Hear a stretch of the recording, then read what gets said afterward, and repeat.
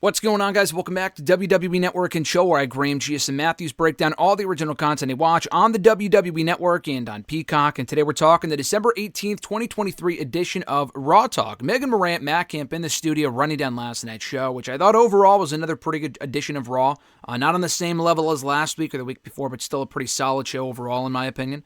They opened up the episode replaying the women's tag team titles changing hands, Katana Chance and Kaden Carter, knocking off Chelsea Green and Piper Niven on Raw to become the new WWE Women's Tag Team Champions. They also run down the other big headlines from Monday night, including recapping the Miracle on 34th Street fight between R-Truth and JD McDonough, where they announced the stipulation before the matchup where the loser would be bumped from Judgment Day. Assuming that Truth was already a part of the Judgment Day, he thinks that he is. Obviously, he's not. JD McDonough lost, and they announced, or made it clear a little bit later on in the show, that the stipulation was null and void and JD McDonough is still in the group, but I thought that whole thing was very entertaining. We hear from R-Truth here on Raw Talk, making his first appearance on Raw Talk, I believe, in a very long time. He says that he's in Judgment Day. He makes no bones about it. He's in Judgment Day, and there's a lots to do. There's a lots to do around the clubhouse and making JD McDonough earn his keep. He also plans to celebrate for the holidays and the fact that he's in the group and JD McDonough is not.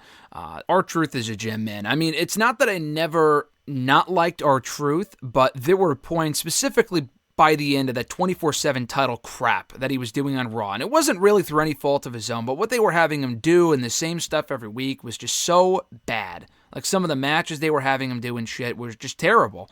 But ever since he came back at Survivor Series, he's been a breath of fresh air on the show, and he's just been a lot of fun to watch. So I really enjoy what he's doing right now, and I thought this was a great appearance by Truth here on Raw Talk. Back in the studio, they preview Rhea Ripley versus Ivy Nile for the Women's World Championship announced for the Day 1 edition of Raw coming up in 2 weeks. They also replay the Becky Lynch and Nia Jax segment, setting up their match for the Day 1 edition of Raw as well. Nia Jax backstage with Jackie Redmond quickly just says that Becky Lynch will get her face broken on her terms in her hometown on the night that she, booked, essentially, for the Day 1 edition of Raw in 2 weeks, and she will get exactly what she wants when she wants it. And says that Jackie does not look as dumb as she looks, that she's not as dumb as she looks, rather, but that she still looks pretty dumb. And I gotta say, I like Jackie Redmond. She does a really good job as an interviewer on the show, as a backstage correspondent.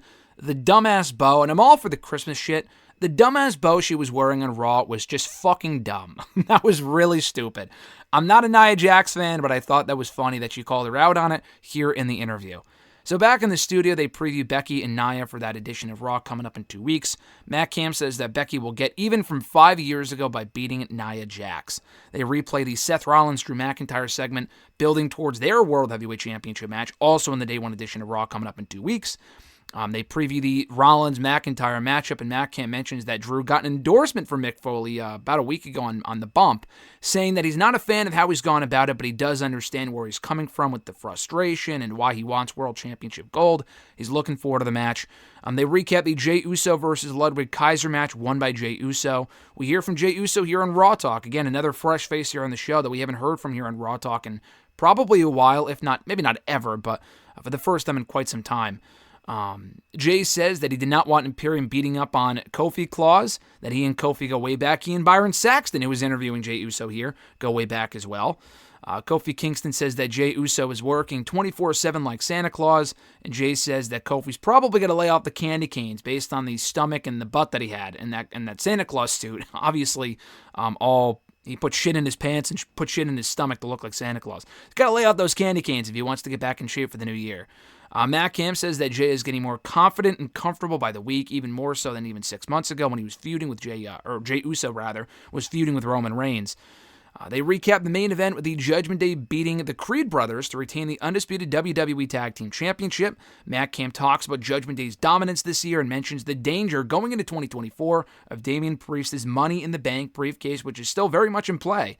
They also plug the Alpha Academy, Drew Gulak, for the bump coming up on Wednesday. The Alpha Academy consisting of Chad Gable, no Akira Tozawa, but Chad Gable, Otis, and Maxine Dupree. That's coming up on the bump tomorrow.